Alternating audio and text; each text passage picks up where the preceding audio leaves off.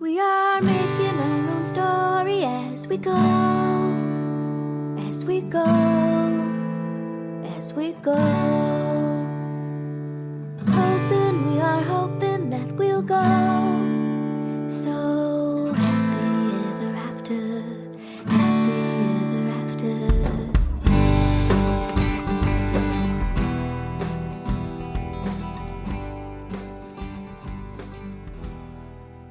Hi, this is Kathy Piech-Lukas with Your Dream Day. Welcome to Your Dream Day podcast. And today we are going to talk about hotel blocks. What is a hotel block? How do you use them for your wedding? And what do you need to know so that you can get one? And today I have Liz and Kiersten with Century Hotel Group who are going to tell us how to do just that. Hey guys, how are you? Hi, how are you? We are so excited to talk to you today. So what is Century Hotel Group? Because that's not a hotel. Well, Century Hotel Group is a smaller management group that is growing quickly. Our management group owns and operates many different hotel brands, but very specifically IHG properties, Hilton properties, and Marriott properties. So we have all those three big banners in our portfolio. Century Hotel Group operates the Holiday Inn Express and Suites in Mason, which is the hotel I get to work at.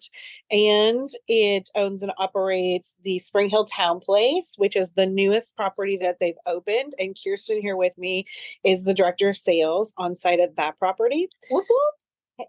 We also take care of Century Hotel Group takes care of the Homewood Suites in Mason.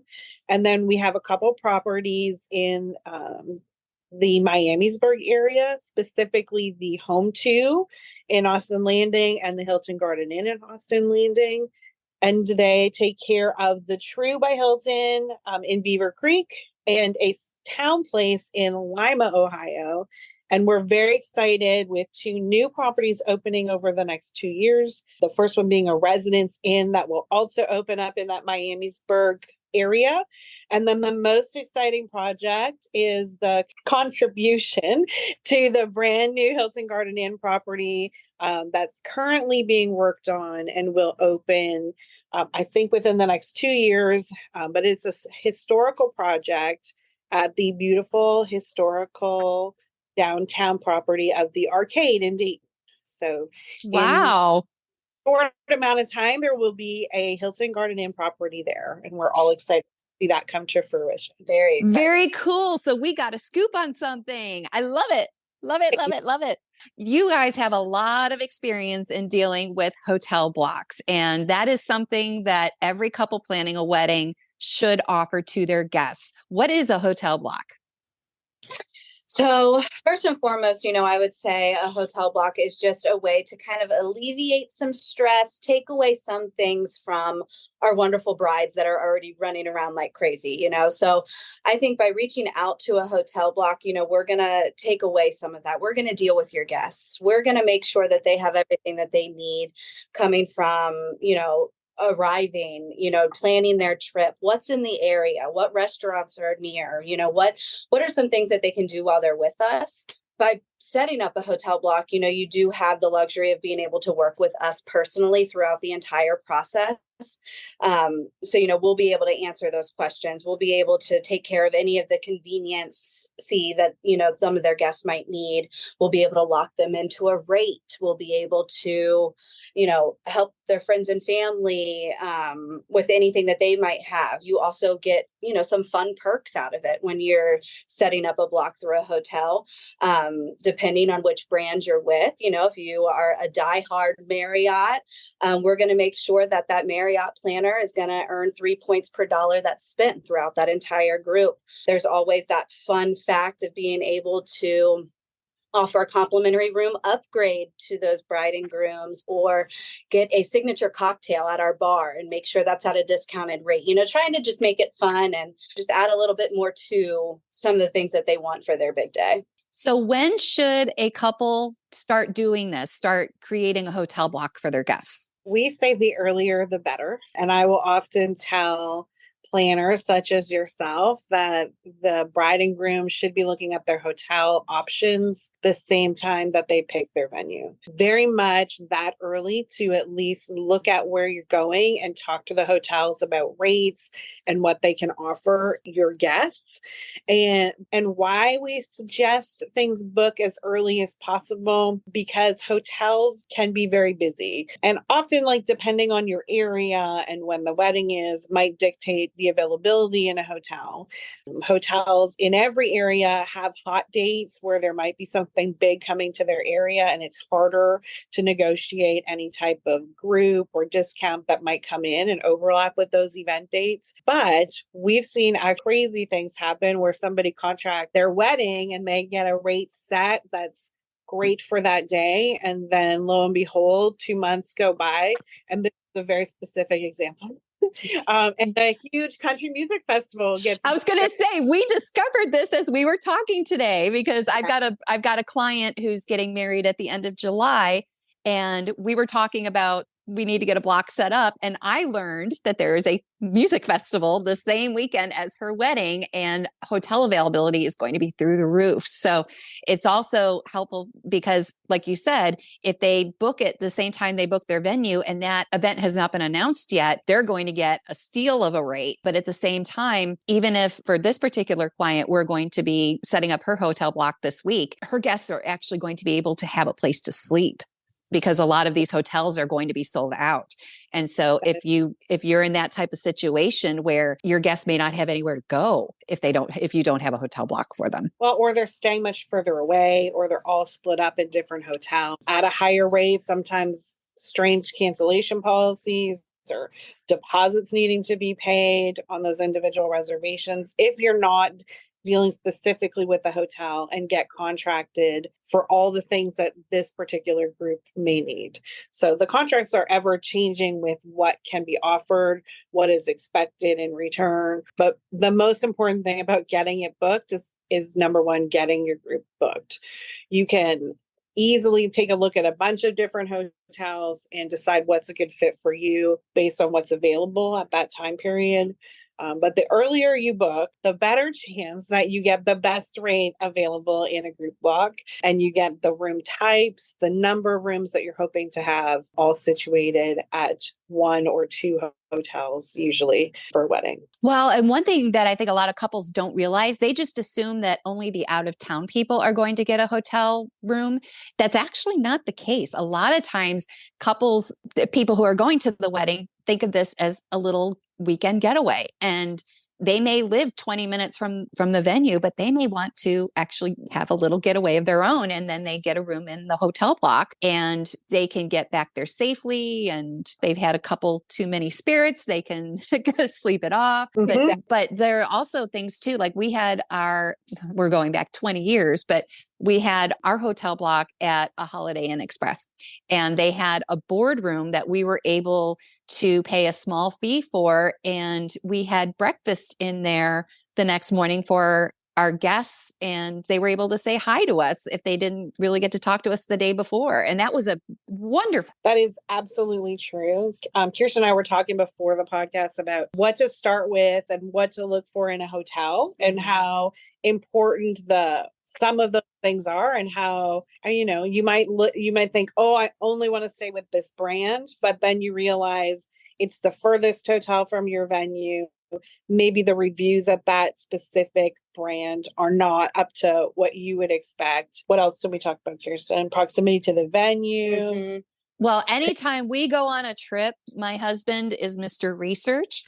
He researches everything to the point where the new model comes out and then we have to start the research over again. But he always goes on TripAdvisor to read the reviews, because what can happen with properties is you might get a new management company in there, or you may find that there's a decline in the service over the course of a couple of years. So even if you stay at a hotel, like say in 2021, fast forward 3 years, those reviews may not be the same as they were when you stayed at the property. So it's very important to also get honest reviews from the venue that you booked, because that venue is their name's on the line too when they refer you to somebody.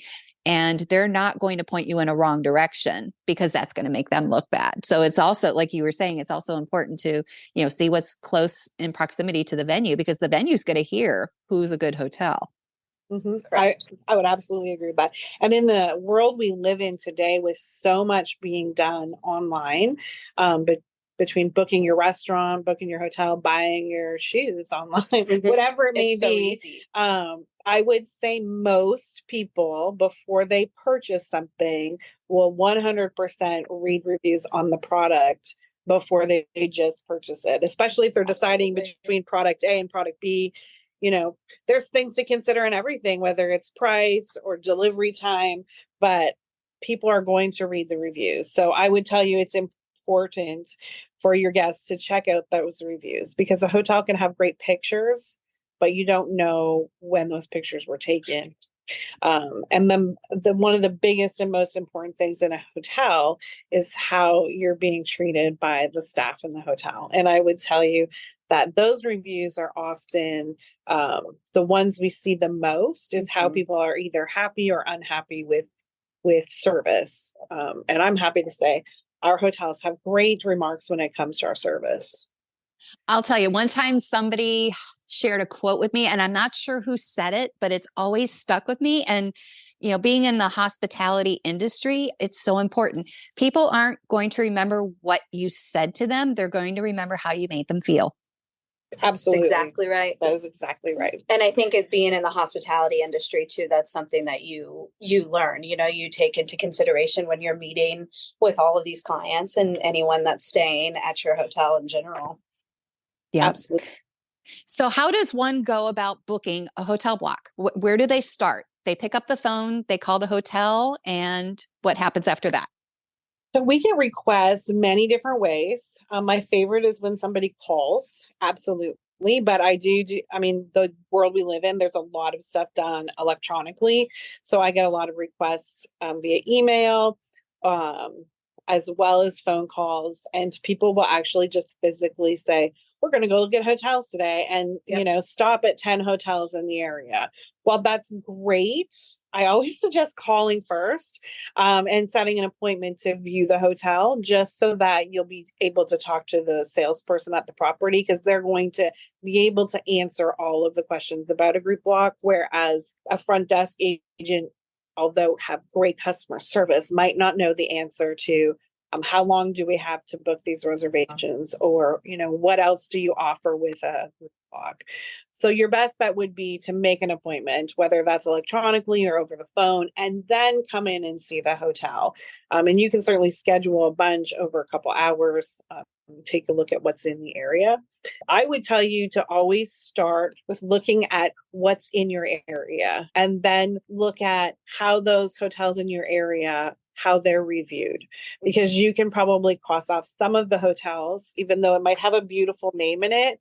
It might be like a strip mall hotel that you drive past and go, no, thank you. That does happen. And if you unfortunately can't drive through, then looking at reviews on those hotels are important.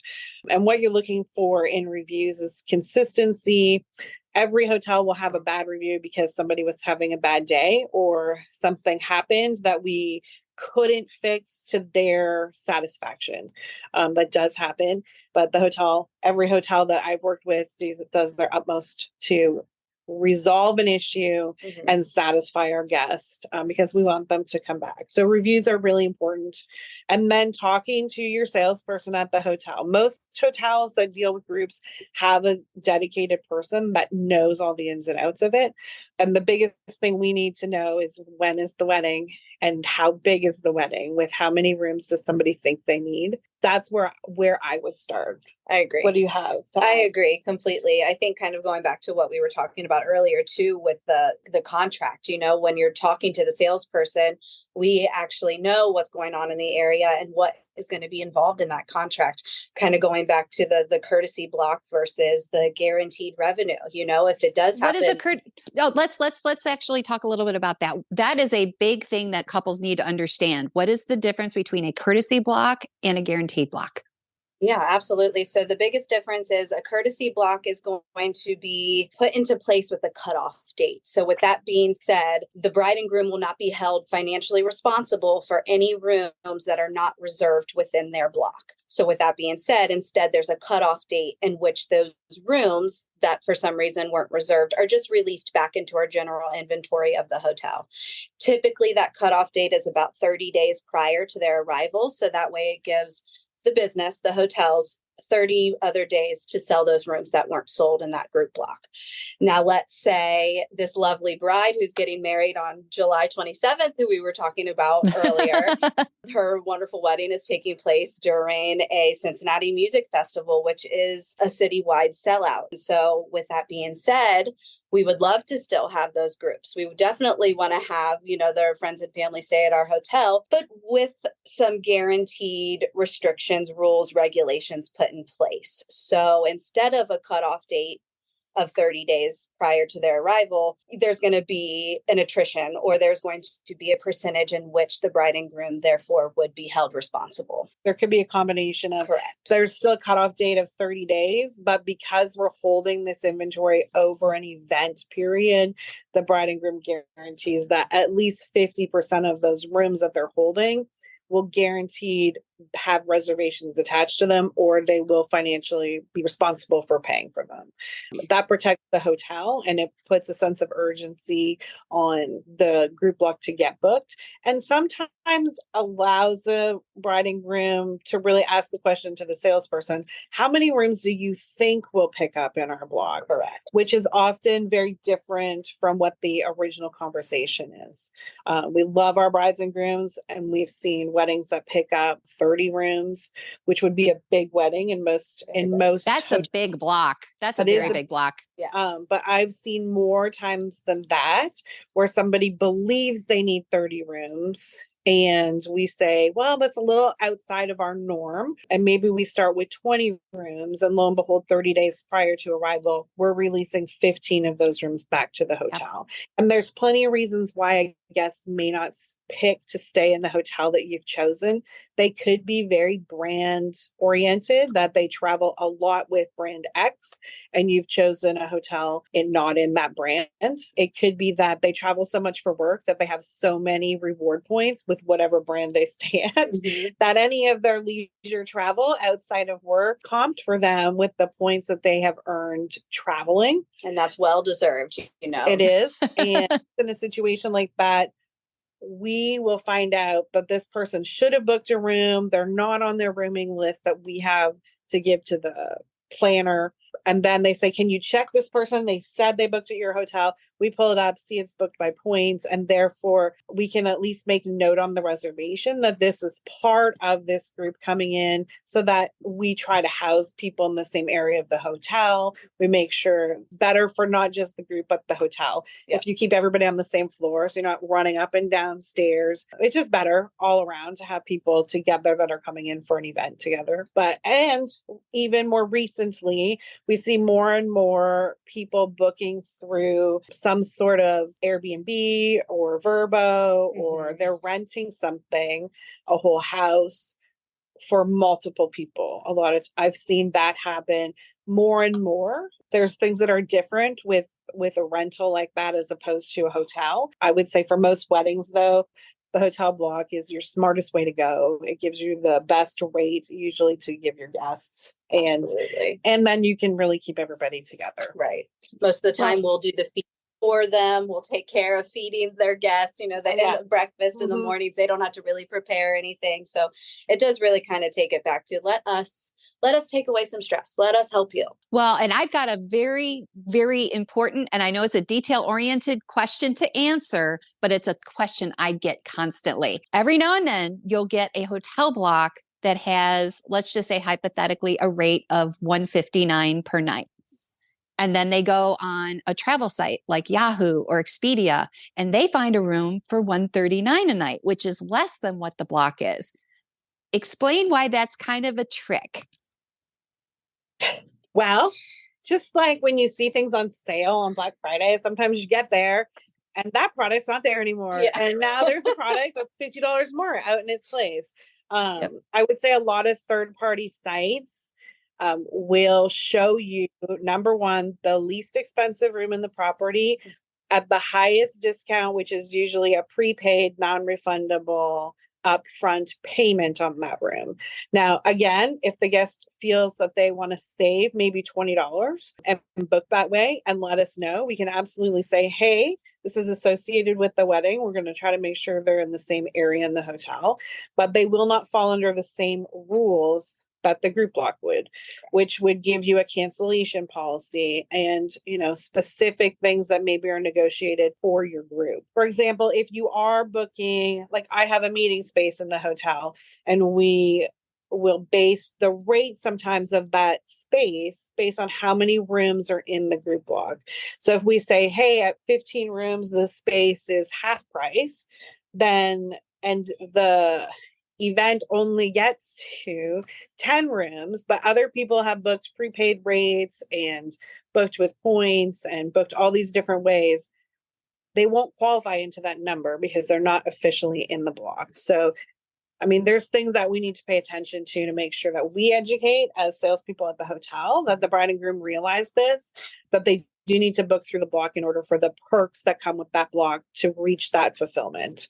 Yep. And we do very best to make sure that everybody is aware of that. And sometimes somebody books a reservation and you're like, you shouldn't have booked it that way, and they can cancel it and book it through the group block. We will try to educate folks on that as well if it's cancelable. But a lot of times there's some big bold writing on those saying this is a prepaid reservation. Exactly. And that's why it's so much less, because even if something happens, you've already paid for the room and you're not going to. And, unfortunately, being a third party, it's almost out of our hands. It's Yep. what there's nothing at that point I could really I could do, to get you a refund if something were to happen. But if you had worked with us directly or just let us know ahead of time, we are able to go up to bat for you and do whatever is necessary for that guest. I loved your Black Friday analogy, because that is so on point. Because like one time I had a person tell me, or who worked in a hotel, tell me that think of it as if there's 100 rooms in that hotel, 10 of them are on these third-party travel sites at that bargain basement price. And the minute those 10 rooms are sold, it skyrockets. Yes. And that's why it's such an inconsistent argument to have, because I've had couples who have come back to me and said, well, why are they charging me $159 when they can go on Expedia and get it for $139? And then I have to explain to them, this is why. And it's the fine print. And it goes back to I tell couples all the time, read your contracts before you sign them, because there's always fine print everywhere you go. And you have to understand what the fine print is before you move forward. And I would tell you that question you have regarding rate not only comes in with just in an example where it's a different room type. We have a lot of times people want a 2 queen on a busy weekend, but 2 queen rate is higher than a king rate because you're going to sleep more people in that room. More people are eating breakfast.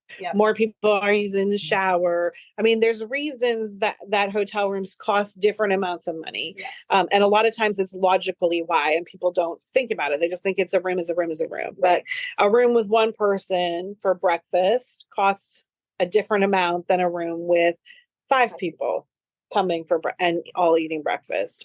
The other thing I would tell you with the misconception with rates is a lot of people think, oh, I'm getting a group block, it's going to be a huge discount.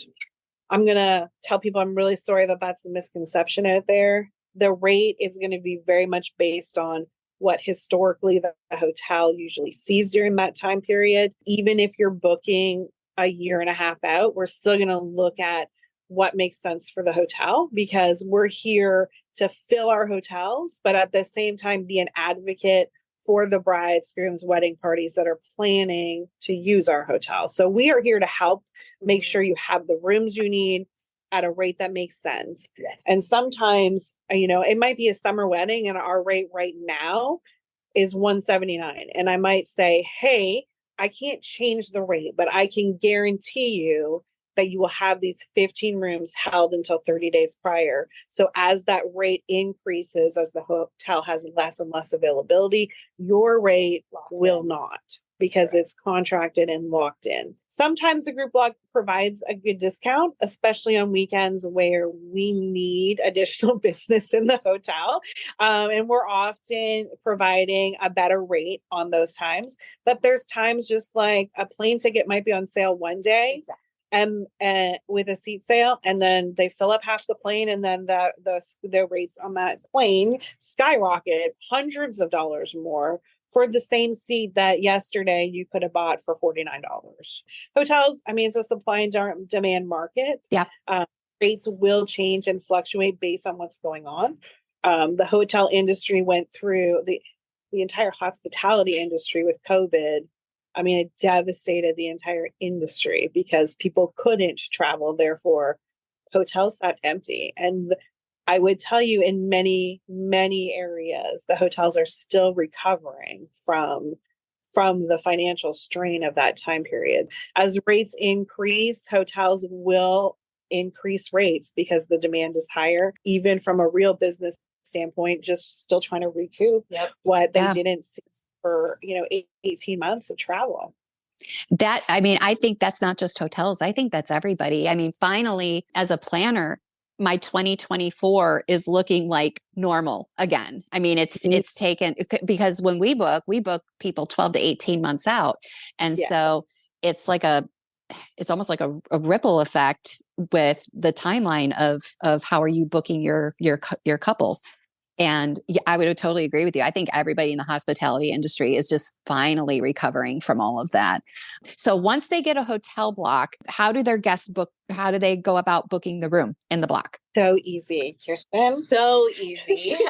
There's a few different ways, obviously, after we get the contract set up. Once we usually get that signed, we can load everything into our systems. And of course, their guests are welcome to call the hotel directly. They can speak with myself. They could speak with Liz. They can speak with the front desk agent, and just let them know, hey, we're booking for the Dream Day wedding. Can you please make sure we're at this rate? We can go ahead. Wham, bam. Thank you, ma'am. We can also create a personalized online booking link. And so it'll specifically have their wedding name on it.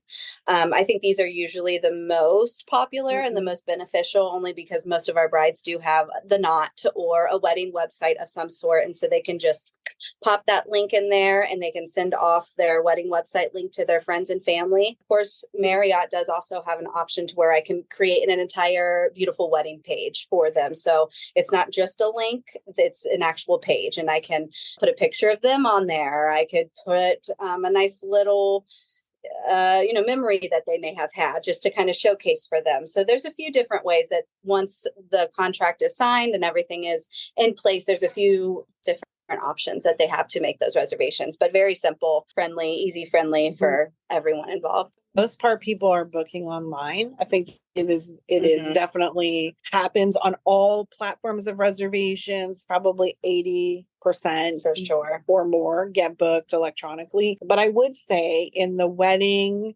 genre that we receive a lot of phone calls because people are have specific needs in their room. If they're traveling with children, do we have a crib? They didn't read the fine point. Do we provide breakfast complimentary, which both of our properties do? And all kinds of things that maybe they have specific questions. We get a lot of people in weddings too that want to call because they want to make sure they're beside so-and-so, or they want to make sure that they're on the same floor in the same area.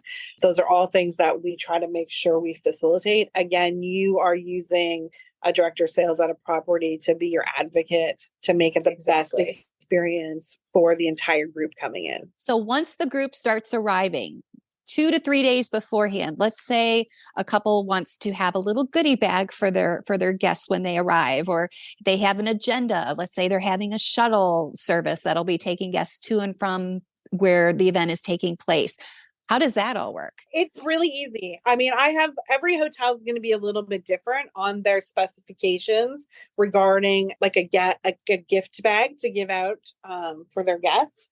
We talked about it right before we hit record about different hotels you've even worked with that are very different from the way I run it at our specific hotel. Just for my hotel, Holiday Inn Express and Suites in Mason, when I have a bride asking for this. And it might be the day they book the block. It might be the week before. It might be anytime during our communication where they're like, oh, we want to do a bag. In my case, absolutely, we will do that. We won't even charge you anything extra to do it. We are all about providing a great check-in experience for all of our guests. So in order to provide that experience for everybody, including the wedding guests, we ask for bags to be brought to the hotel 24 to 48 hours prior so that we have enough time to organize, but it's not being dropped off a month before and we have to store it somewhere. We don't want your wedding bags to get crushed or be dusty, whatever it may be. We want it to be you fresh. don't want your front desk person to partake in a little snack during that month or anything like that. Right. So we ask that they come 1 to 2 days prior. I can set an alert on reservations to say, hey, this person is getting a gift bag. We actually station ours with a sign right behind the front desk at check-in that says, welcome, wedding party, so-and-so, with the gift bags on the table. And we will distribute out non-specific gift bags to the wedding guests as they check in. So if they booked through the group block, easy for me to put that alert on. If they haven't, but we found out that they're part of the group for one reason or another on points, like we talked about, or booked through a third party to save their $20 and prepay their reservation, then if we have it listed that they're part of the wedding party, they will also get that bag. So we have a great communication standpoint that works between the sales office, the front desk for arrivals with our management team in operations. So we try to stick to that. It seems to work the best for not just the wedding group, but for all arrivals on those busy weekends that are coming in. But nobody's waiting a long time, even though we're doing an extra service for the wedding guests. Yeah, I love your third shift people, because there have been times where where at least the couple's been made aware that somebody booked outside of the block, and I can send the complete guest list over and they'll cross-check reservations and then shift some things around so that at least when that couple who use their rewards points to book the room, they'll still get that goodie bag when they check in. And you're totally spot on, right? With it's really important to check with the hotel to see what their gift bag policies are, because especially with downtown properties, you'll see that a lot of them do charge a per bag fee, and that's because they'll deliver it directly to the room for you. Some require that you actually put the name of the guest on it. Most don't, but there are some properties that do require that. So it's important to check on what exactly is the property requesting of you to make this bag distribution successful, because they want to make sure that we're in the hospitality industry. We want to make sure that all of your guests are treated the way that you would treat them if you were at the front desk. We want to make sure that they get that bag. We want to make sure that the room is clean. We want to make sure that they're happy. And it's important to make sure that that line of communication is open if you are going to do a goodie bag of some sort for your guests. And as far as goodie bags go, I tell people, this is the KPL rule of thumb.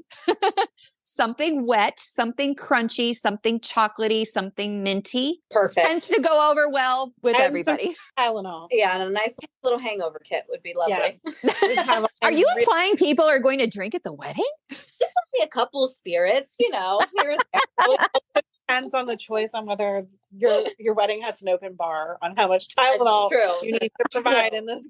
We also do things like a popcorn flavor. There's local popcorn places in our area anyway that will do like wedding popcorn or something that's cool for area. If people are coming from outside Cincinnati, there might be Skyline chili, or some Montgomery bar. Oh, I've seen that where they'll do like a city themed bag. Or like I had one that was up in Dayton, and what they did was they had Esther Price chocolates and Mike Sells potato chips, and I think they actually had a beer from one of the local brewing companies. And so that's a big one that's kind of a Dayton bag that you'll see, or like Cincinnati.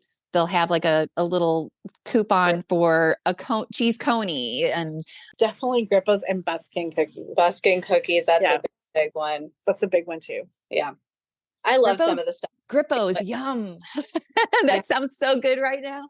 Better put water in if you're putting a bag of Grippos, though. They are spicy. I had one really cute gift boxes. So instead of a bag, it was an actual box. And she included a Polaroid camera. in it. And so she's like, while you're here in Cincinnati, make sure you live it through this camera, but then you have to make sure to share those with us, after the wedding and things. And I thought that was the most creative one I think I've seen. Cool. What a great idea. People now share a QR code on, say, their introduction page. And then that QR code can go right to a wedding photo page. So people can upload their pictures of the wedding or everything to this page that all the guests have access to. So that part is really cool too, that there's so much more coming in the electronic world that allows people to add to the wedding experience. And lasting, I think, I love taking pictures. So short videos. I think that pictures just are a memory that just is there forever. And you can speak to the video too. I could be like, Liz, it's your wedding day. Yeah. And post it, and now you have it forever. Yeah. Well, and it's so cool when people do take videos at weddings too, because that was the one regret that my husband and I had, was that we didn't get a videographer. And we've lost a lot of family members in 20 years. And when we do, one of our guests did have a video camera, and they were taking some video, and it's so precious because those people aren't with us anymore. And, when you see them moving, it's almost like they're still here with us. So totally agree. So if somebody wants to book a hotel block at one of your properties, how do they get in touch with you? They can reach out to us directly. We'll make sure that you have Kiersten's and my information so that people can directly email us. But in any wedding block, I suggest that they look at their area. They choose 5-6 hotels that they really want to investigate. And depending on your wedding block size, most hotels will stick to a courtesy block at 20 or less, sometimes less, because you're not guaranteeing any revenue to the hotel. And the hotel is holding that inventory right up until 30 days prior. So even if other events come to the area, they can't give away your rooms because you're contracted with them. I would say to look at that and then reach out to them to set up an appointment to come and view the hotel.